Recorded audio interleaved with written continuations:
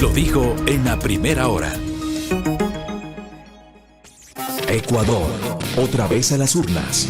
El 21 de abril, más de 13,5 millones de ecuatorianas y ecuatorianos nos pronunciaremos sobre 11 preguntas. ¿Cuáles son sus implicaciones? En A Primera Hora, rumbo a la Consulta Popular 2024. Muy bien, 7:17, ya a la vuelta de la esquina el domingo será la consulta popular y hoy implementamos los últimos 4 miércoles este segmento que se terminó convirtiendo en un aporte. Esa es la idea, entiendo que otros medios colegas han hecho algo parecido, para generar debate. Aquí no se trata de inducir que vote a favor o en contra de las preguntas de la consulta por si acaso, sino para generar debate sobre el contenido de las preguntas. Abordamos en un primer momento 4 preguntas sobre seguridad, en un segundo momento otras 4 preguntas sobre seguridad. Abordamos también las preguntas vinculadas al sector laboral. Es una pregunta vinculada a los temas laborales. La semana anterior estuvo acá Mauro Andino y Rodrigo Gómez de la Torre en un debate muy interesante sobre trabajo por horas y contrato a plazo fijo. Y hoy me quedan las 2 últimas preguntas para cerrar con broche de oro. El análisis sobre las preguntas de la consulta. La una tiene que ver con una enmienda constitucional para que el Ecuador reconozca el arbitraje internacional como método para solucionar controversias. Y la otra tiene que ver con la creación de judicaturas especializadas en materia constitucional. Los 2 temas tienen un interés superlativo, hablan de enmiendas constitucionales, o sea, si es que esto se aprueba, va a provocar un cambio en la norma constitucional. Quiero agradecer a Jimena Ron Herráez, que está acá con nosotros en la cabina. Ella es constitucionalista. Gracias, doctora, por acompañarnos. Telemáticamente lo tenemos a los juristas Esteban Ron y Juan Francisco Román, a quien igualmente quiero agradecerles por aceptar esta entrevista, por acompañarnos y porque efectivamente se suman a esta necesidad de debate sobre los temas de la consulta. Empiezo con Jimena Ron y les propongo hablar primero del arbitraje. ¿Qué fue lo que resolvió la constituyente de Montecristi sobre los temas del arbitraje? Yo en lo personal tuve la oportunidad de cubrir buena parte del trabajo constituyente de Montecristi en 2007-2008 y este fue uno de los temas más álgidos porque había el fantasma de lo que había pasado con sanciones que había recibido Ecuador en tribunales arbitrales fruto de contratos con sectores estratégicos. Creo que lo más emblemático ha sido el sector petrolero, ¿no? Sí, el sector correcto. petrolero, exactamente por el tema del arbitraje. Pero ¿qué fue lo que resolvió la constituyente y qué consta en la Constitución, Jimena? Tenga la bondad, bienvenida, buenos días. Hola Fabricio, buenos días y buenos días a los que escuchan esta radio. A ver, me parece que el artículo 422 de la Constitución, y esto creo que es importante decirlo de inicio, es un poco confuso, ¿no? Pero en términos generales establece este artículo que el Estado tiene prohibido, digamos, ahí esta prohibición es un candado constitucional, celebrar tratados o instrumentos internacionales en los que se genere, digamos, estos arbitrajes internacionales, en los que se ceda la jurisdicción soberana de alguna manera, sobre todo esta prohibición está para los arbitrajes internacionales generales y no para los regionales. Yo creo que eso es importante decir porque el 422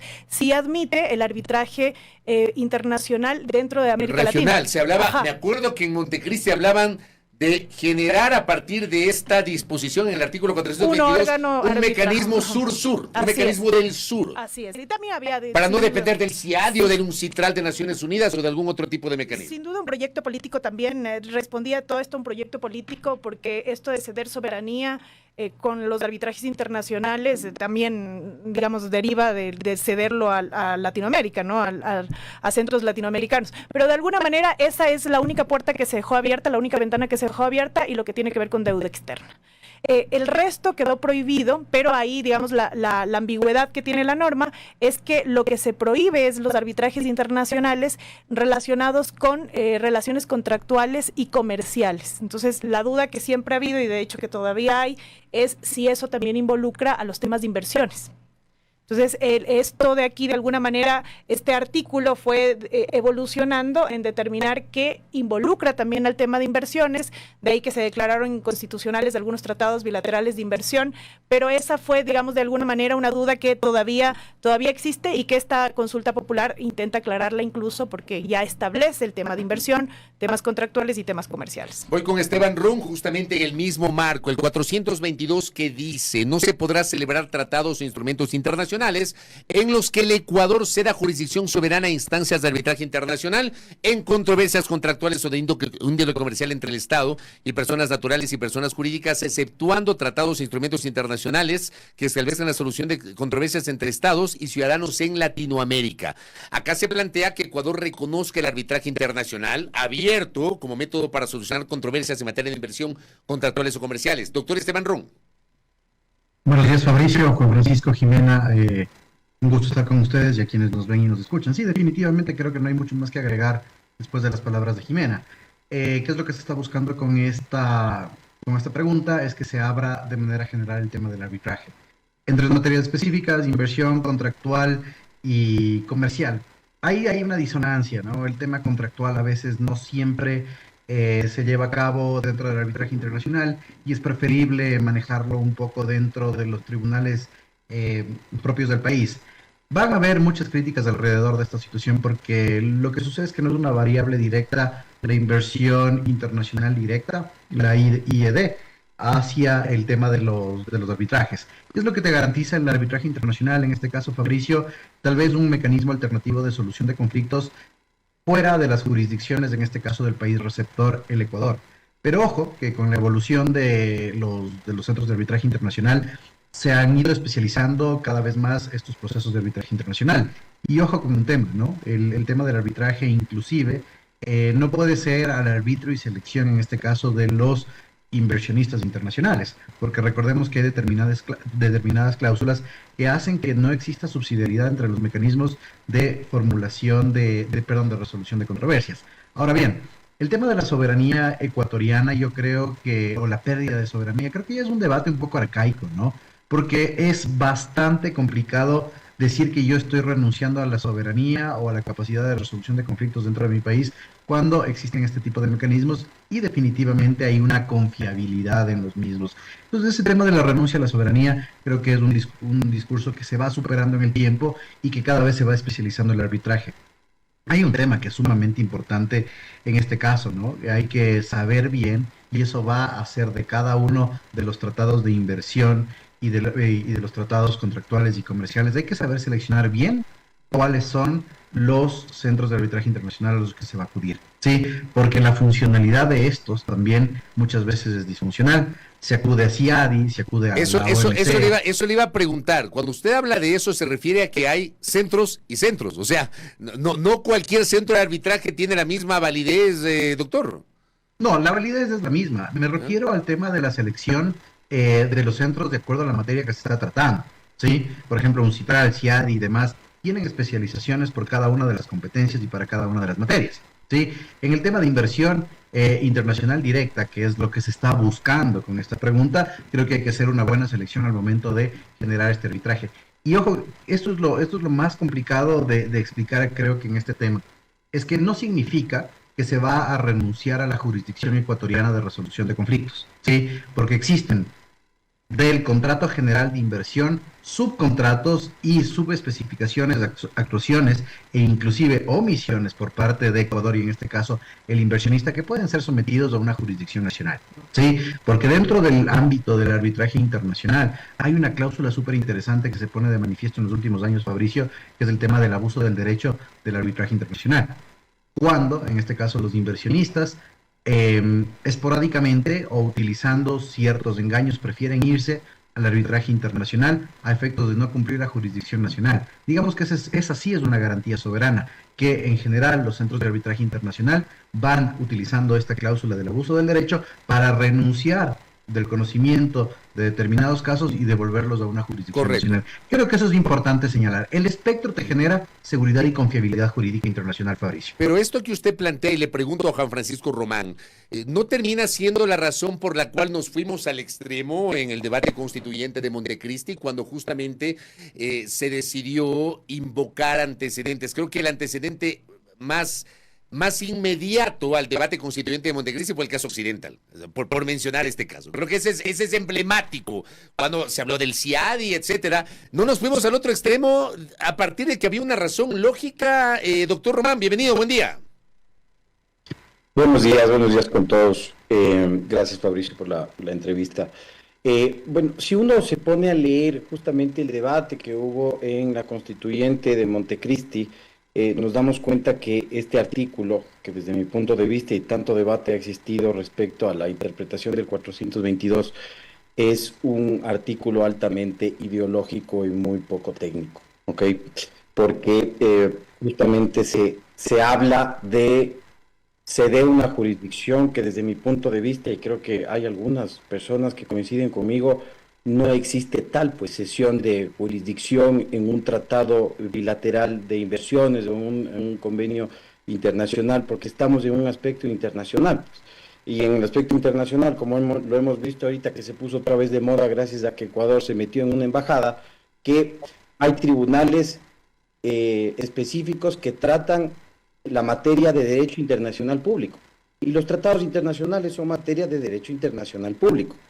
Por lo tanto, no hay una sesión cuando te vas de arbitraje internacional sobre inversiones, sobre estos temas comerciales, porque justamente la única forma de irte a resolver controversias en tratados internacionales son los centros de arbitraje internacional reconocidos justamente por la ONU, justamente por todas estas estructuras internacionales, porque de ahí no hay otra. Entonces no hay una sesión de jurisdicción. No implica, eso le iba a preguntar, no implica ceder soberanía cuando, como decía Esteban Ron, que eso también se ha debatido, algunos optan por irse directamente a estas sedes arbitrales, eludiendo, por ejemplo, la justicia propia del país donde se firmó el contrato.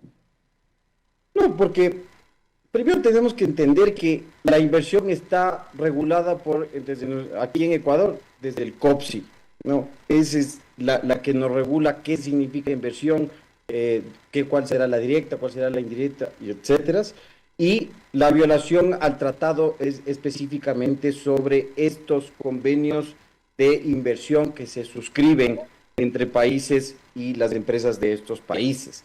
Entonces, cuando existe una empresa que, por ejemplo, tenemos un tratado bilateral de inversiones con, digamos, Estados Unidos, ojalá lo volvamos a tener, y entran a un proceso de contratación pública, donde eso ya se regula por medio de la justicia ordinaria en caso de controversias, y incumple la empresa estadounidense en el Ecuador participando en un proceso ordinario de compras públicas, no puede pues levantar la mano y decir me voy a arbitraje internacional, porque eso no es una inversión, eso es un contrato nacional regulado por la jurisdicción ecuatoriana. Si es que hay un convenio de inversión entre una empresa norteamericana, digamos Starlink, que viene aquí a abrir sus fábricas y crea un acuerdo de inversión con Ecuador para hacer sus fábricas, todo su centro de operación en Ecuador por 25 años, y en 25 años,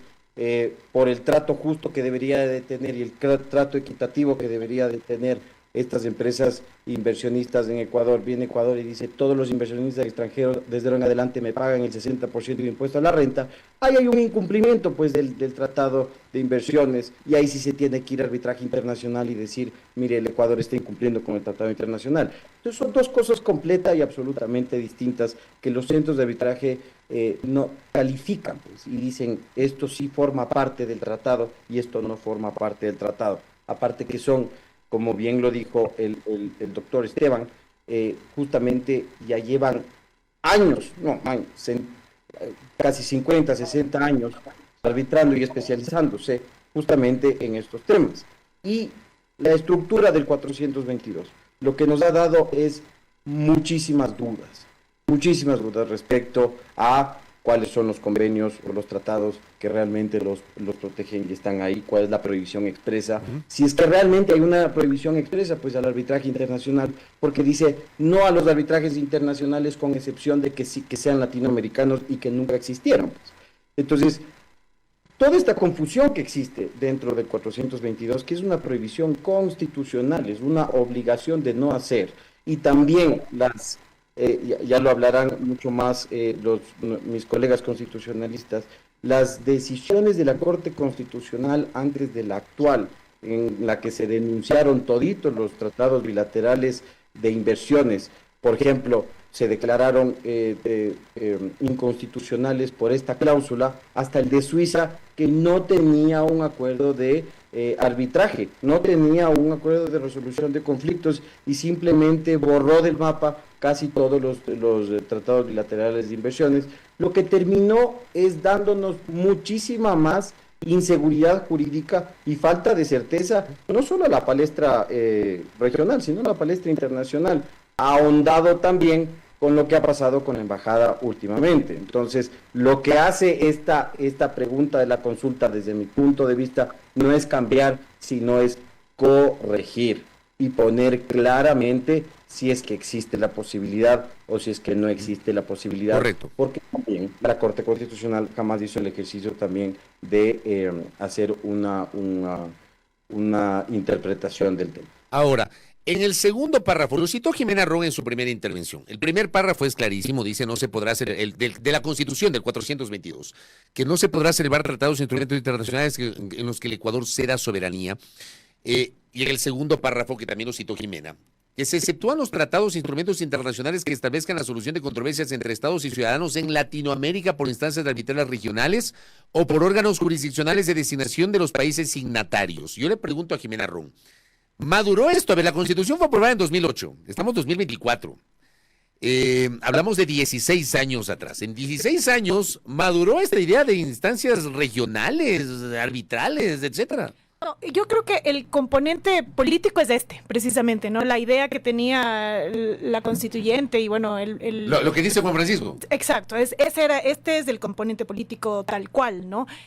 Me parece que la prohibición del resto de resoluciones de conflicto alrededor del arbitraje internacional estaba más relacionado con cuidar un poco el dinero que sí puede pagar el Estado, digamos, cantidades enormes de dinero por indemnizaciones. Yo creo que ahí hay que aclarar algo también, Fabricio, a efectos de que la ciudadanía lo tenga claro, porque este es un tema un poco técnico, ¿no es cierto? El artículo 422 establece la posibilidad, digamos, se determina ante la posibilidad de que el Estado ecuatoriano firme o un tratado o un instrumento internacional con otro Estado, es decir, es la firma de dos Estados, a través de un tratado o de un instrumento internacional para proteger sobre todo temas de inversiones, ¿no? Contratos, temas comerciales, temas contractuales y temas de inversiones privadas, de personas naturales y jurídicas privadas. Es decir, es para proteger el tema de quien viene a invertir, por ejemplo. Por eso es que el tema de la petrolera es el mejor ejemplo. Cuando viene una petrolera de otro país a invertir en el Ecuador, por ejemplo, ¿no es cierto? Esa petrolera necesita toda la seguridad de que su dinero va a estar protegido. Entonces, el Estado al cual pertenece esa petrolera firma con el Estado ecuatoriano un contrato, digamos, un tratado bilateral de inversión para garantizar esa protección. Entonces, en efecto, estas cláusulas que están dentro de los tratados van a ser cláusulas que sí se pueden, digamos, cuando existe algún tipo de conflicto, sí se puedan solucionar a través del arbitraje internacional, porque el arbitraje está previsto como una resolución alternativa de solución de conflictos, que es además voluntaria.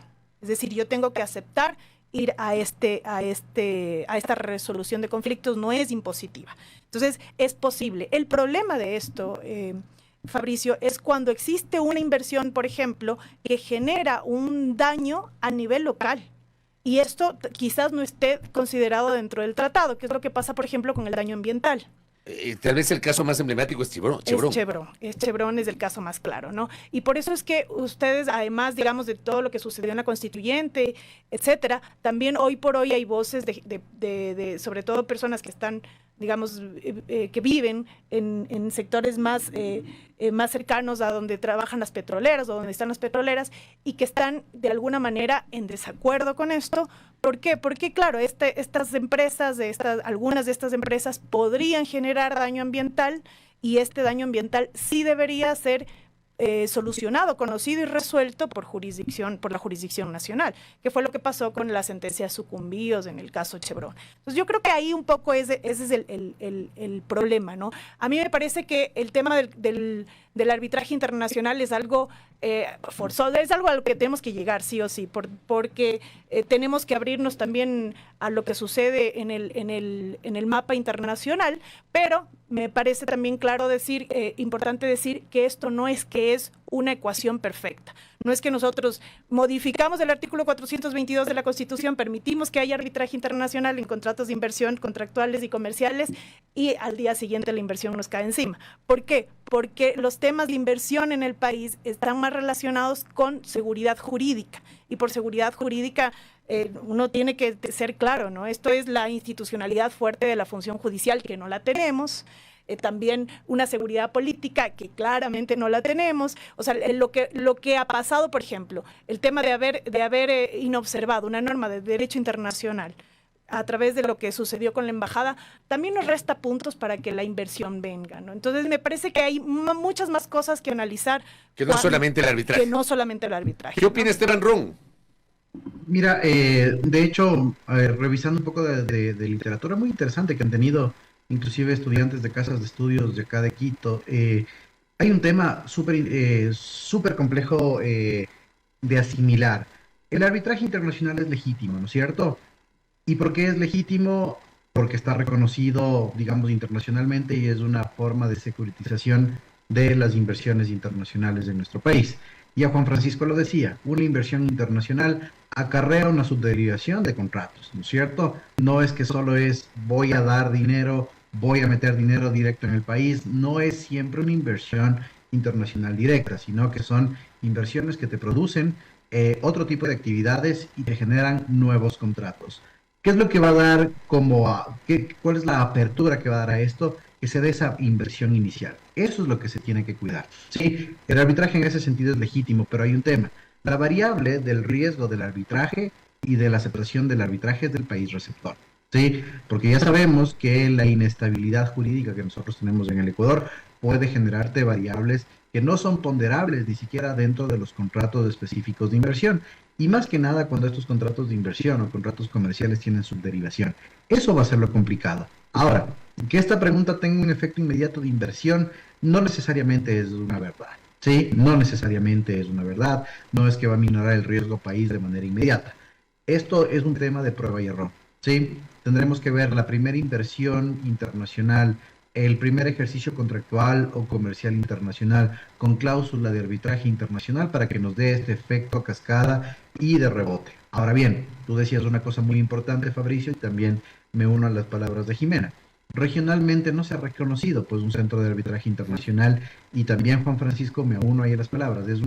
Era una retórica ideológica del momento, ¿sí? De hecho, en estos estudios y la literatura que se revisó previo a la entrevista, inclusive de ex asambleístas, quedó solo en la retórica este tema, porque lamentablemente las intenciones de esta gran patria unasureña nunca se dieron, ¿no? Y definitivamente fueron cayéndose poco a poco las estructuras y los organismos internacionales y las derivaciones de esto, como los centros de arbitraje internacional regional, jamás fueron una realidad. Entonces, si bien hubo un proyecto internacional regional con alcance al menos a 5 países de nuestra Latinoamérica, no se logró materializar y ahí es cuando falla y empieza la falla estructural, inclusive en materia de geopolítica, ¿no?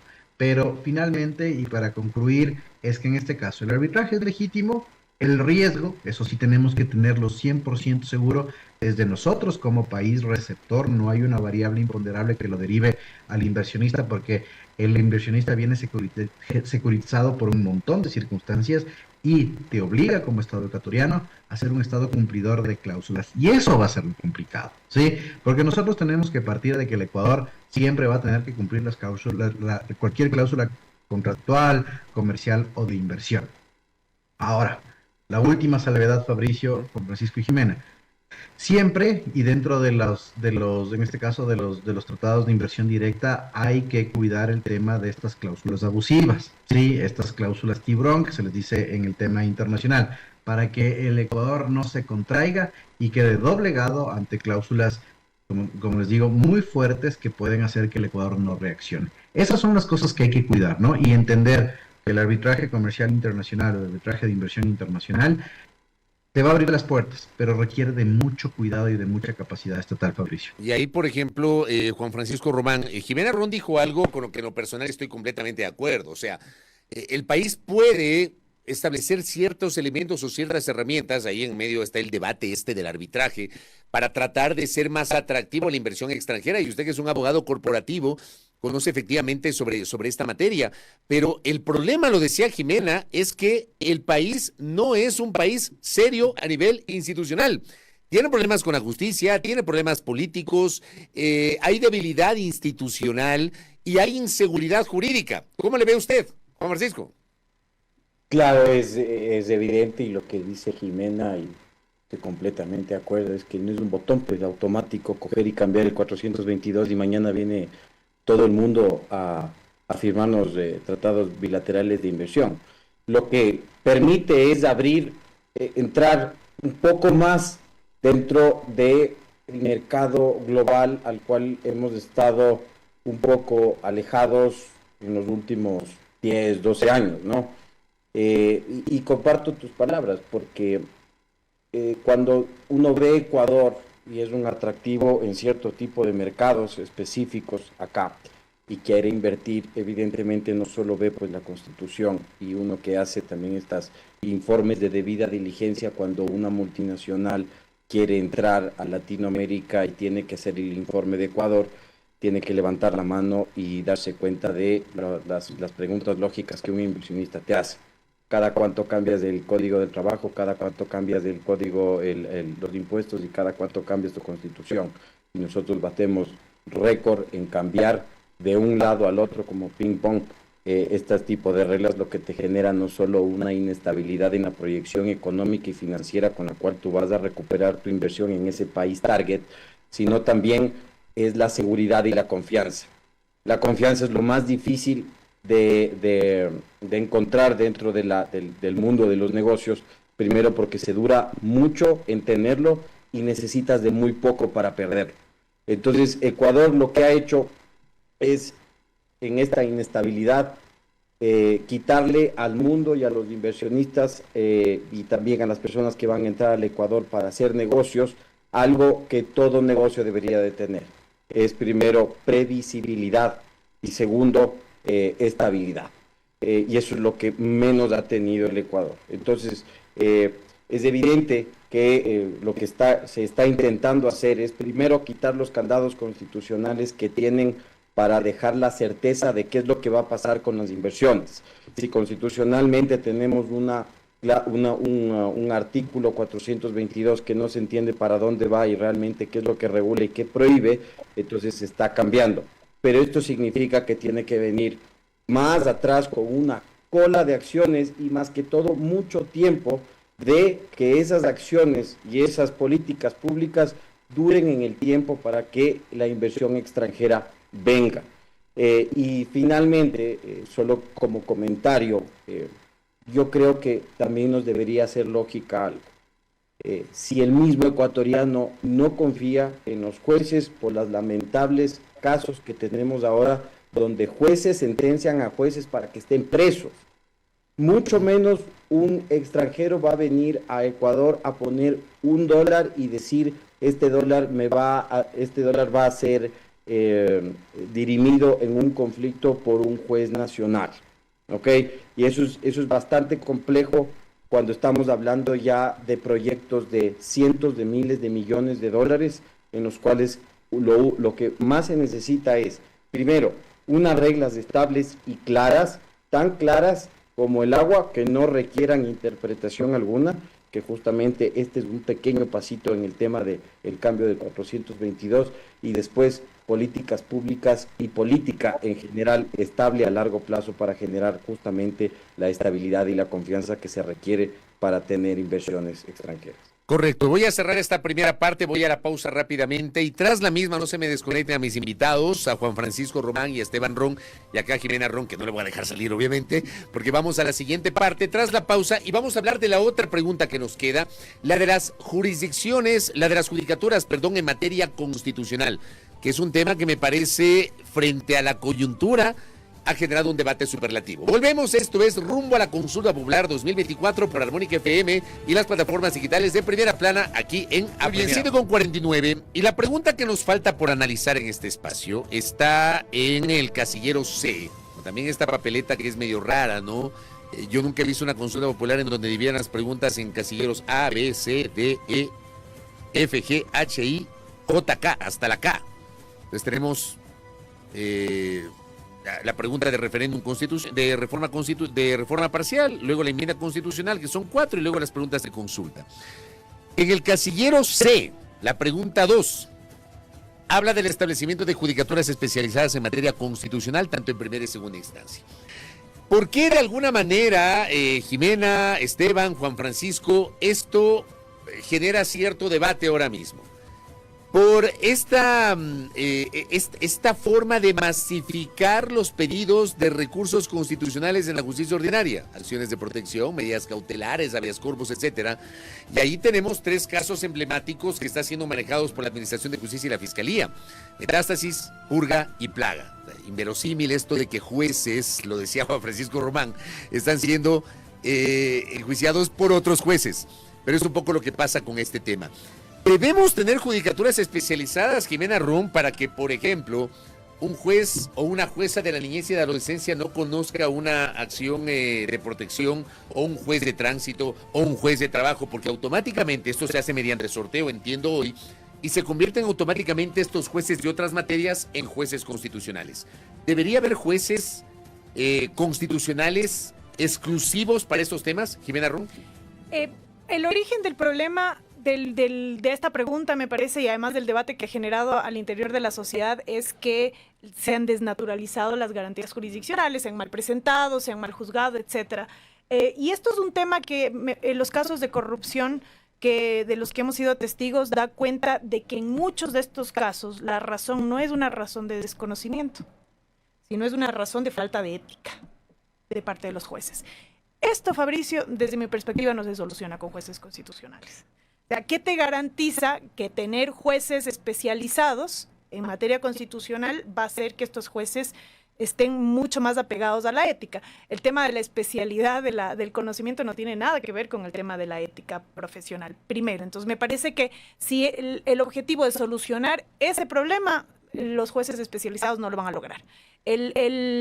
Además, se desnaturaliza esta idea inicial del constituyente, que sí que no ha funcionado, pero que es una idea que hay que tenerla clara, y es que se constitucionalice, la Constitución se transversalice a toda la función judicial, ¿no? Y a todas las materias, de manera que todos los jueces, sin importar si son penales, si son de familia, si son tributarios, de tránsito, laborales, etcétera, conozcan de la materia constitucional. Esa era la idea, ¿no? La idea era de que todos permeen la Constitución. ¿Pero esa idea era buena o no? Por supuesto, porque sin importar el proceso judicial en el que nos encontremos, siempre hay un derecho constitucional que garantizar.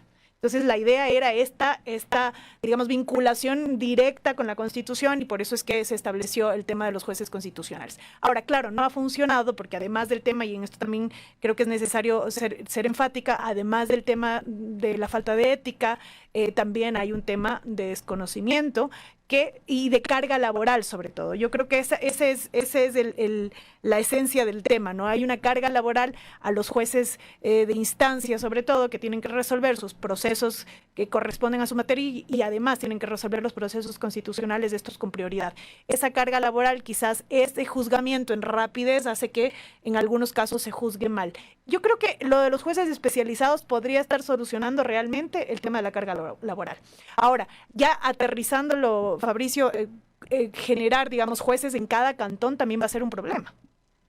Yo creo que la solución debiera ser, si es que esta pregunta, en la eventualidad de que llegue a pasar, que haya jueces distritales y no jueces cantonales, porque por un juez constitucional en cada cantón va a ser sumamente complicado, primero por temas de presupuesto y después por temas realmente de competencia. O sea, tienes realmente jueces profesionales de materia constitucional con el que puedas cubrir esta demanda altísima, me parece un poco complejo. Ahora, yo le pregunto a Esteban Rum, porque eso también se ha mencionado y es parte del debate. Resulta que hay un caso que ocurre en Quito, ya, sobre el cual se plantean acciones de protección, medidas cautelares, recursos de habeas corpus, etcétera, y resulta que van a buscar al juez de Manglar Alto, al juez de Montecristi, al juez de Limón Indanza.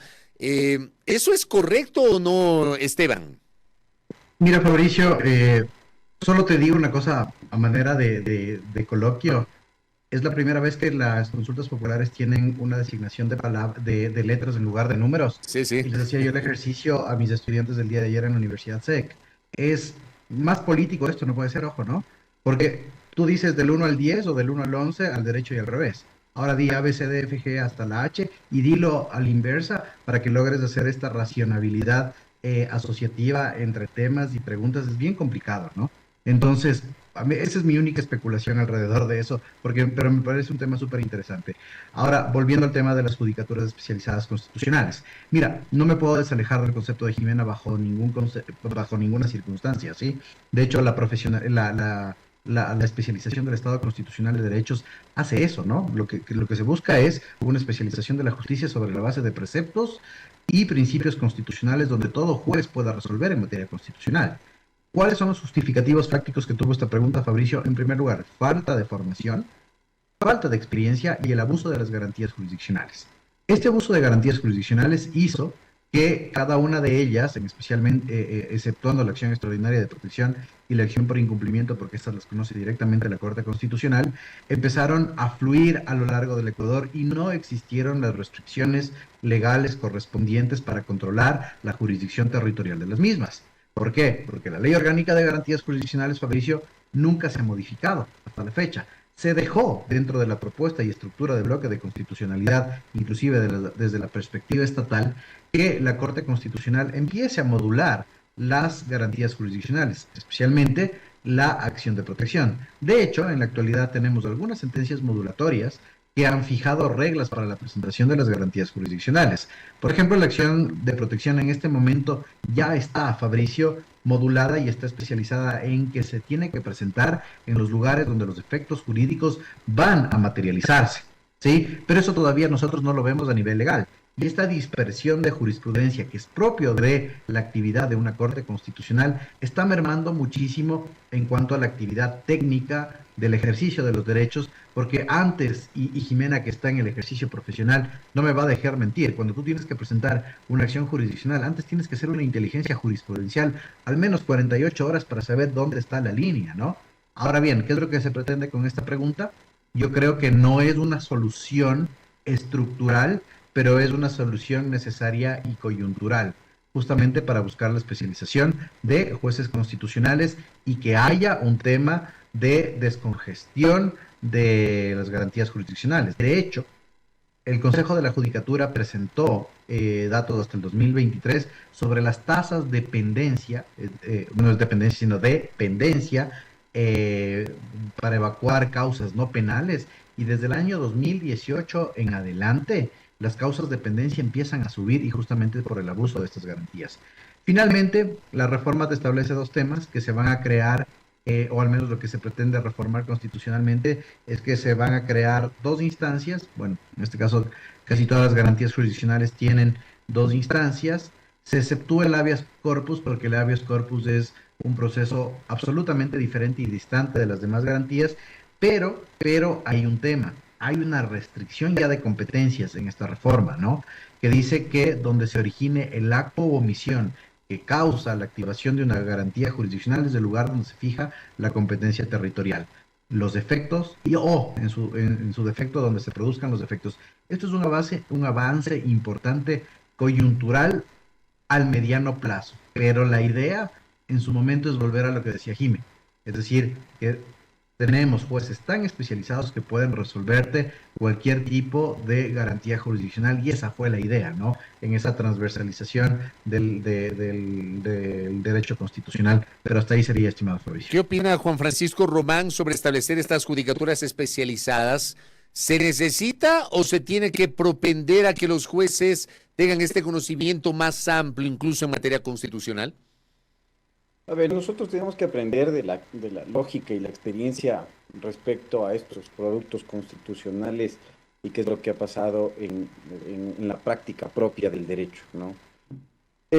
Mi primera observación de leer el anexo enorme es que ojalá todo el mundo lo lea y lo entienda, porque realmente es algo que hay que saber para entender.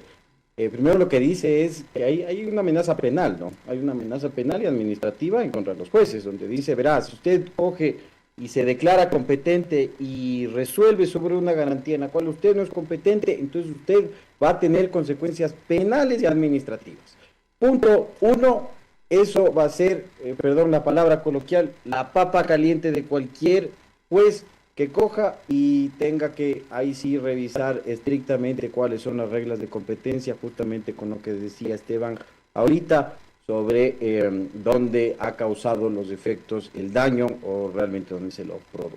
Entonces ahí tendríamos que tener unas reglas bastante claras porque los jueces van a decir, me vas a meter preso por resolver este tema. Entonces, en primera observación, hay que tomar en cuenta que se están poniendo ahí ya medidas también penales en contra de los jueces que podrían tener cierto tipo de consecuencias. Punto 2. A ver, cuando uno presenta un habeas data, cuando uno presenta, por ejemplo, un habeas corpus o este tipo de garantías, yo creo que la Ley Orgánica de Garantías Jurisdiccionales y Control Constitucional dejaron un proceso abierto justamente para que la ciudadanía tenga un acceso directo a la ejecución de sus derechos en el evento de que no exista una protección de sus derechos constitucionales, que si se escucha de esa literatura uno dice maravilloso. El tema es que la dejaron tan abierta, que su abuso comenzó a que una acción de habeas data comience a pagar indemnizaciones al señor Muentes por parte de un banco. Entonces, primera desnaturalización. Después se comenzó a utilizar para que se sorteen en estos lugares bastante recónditos como Manglar Alto, para que allá jueces kamikazes liberen a narcotraficantes. Y la lógica no estaba ahí, pues. Entonces la Corte Constitucional ha comenzado a hacer su trabajo de sacar sentencias justamente para regular estos procesos que son extremadamente abiertos, ¿no? Donde dice usted viene, se presenta, se le califica, se le sortea un juez y el juez en 8 días tiene que coger y llamarle a una audiencia para que usted ahí mismo presente las pruebas, y si es contra el Estado, la carga de la prueba estará contra al Estado, y así sucesivamente. Entonces comenzaron a abusar este tema. Desde mi punto de vista, la reforma de la pregunta es un paso, es el primer paso, ¿ya? Es para concentrar justamente estas garantías en jueces especializados constitucionales. Sin embargo, me parece una locura decir que los jueces deberían especializarse en constitucional, sino todo abogado lo primero que conoce es la Constitución y debe sabérsela al dedillo. Y las sentencias de la Corte Constitucional son casi ahorita el registro oficial también por parte de los abogados para poder determinar por dónde está yendo la interpretación de la Constitución, que ya afecta absolutamente a todo. Entonces hay que analizar primero las consecuencias de un nuevo concurso que se va a llamar, un nuevo concurso a jueces especializados. Ya saben cómo nos va en el Consejo de la Judicatura con los concursos de jueces que van a tener garantías constitucionales en las cuales se va a poder tener estos procesos bastante sensibles de habeas corpus. Y después también, saliéndome un poquito al tema económico, ¿de dónde va a salir la plata? Porque ahí otra vez está ordenándole al ministerio a que haga una partida para que pueda crear estos nombramientos de los jueces especializados. Entonces, si bien es cierto, suena bien poder poner jueces que solo se dediquen a garantías constitucionales para evitar también este sobreexceso de trabajo a los jueces ordinarios por materias. Mi pregunta ahí sería si es que realmente eso va a ser eficiente y eficaz, porque hemos visto que nuestra ley dice cosas maravillosas, pero en la no práctica se cumple. está haciendo algo que no es eficiente y tampoco es eficaz. Correcto. Pues, ¿qué dirá? Constitucional también hay que ver. Correcto. Y lo ultimísimo, solamente para cerrar, le quiero preguntar a Jimena, que me envió un mensaje el doctor Patricio Espíndola Guzmán y me dice, textual, Jimena: considero personalmente que sí deben existir jueces especializados. Les pongo un ejemplo: un juez de tránsito con o sin ética o carga de trabajo muy difícilmente puede resolver una demanda penal ambiental.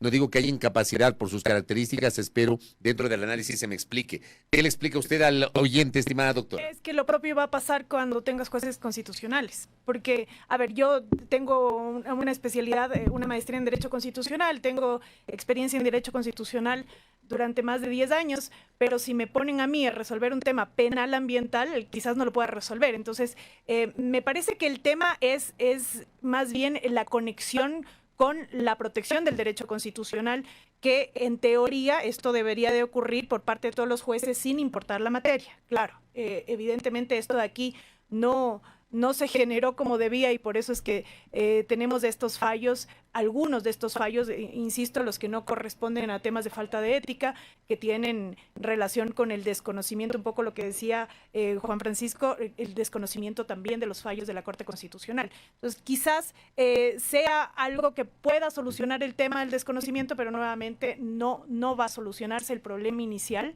que es la falta de ética de algunos jueces. Correcto. Doctora Jimena Ron Herráez, gracias por el tiempo. Doctor Esteban Ron, doctor Juan Francisco Román, gracias por haberse conectado telemáticamente. Les envío un abrazo a la distancia. Buenos días. Un abrazo a todos, buen día, gracias. Gracias, doctora Jimena, muchas gracias a nuestros invitados. Con ellos hemos cerrado estos 4 miércoles de análisis sobre las preguntas de la consulta popular, que termina, y esperamos que sea así, un aporte de este espacio para el debate público sobre las preguntas, sin que eso signifique inducir a que usted vote a favor o en contra. Ese no es el rol de este medio, ni de este espacio, ni de este periodista.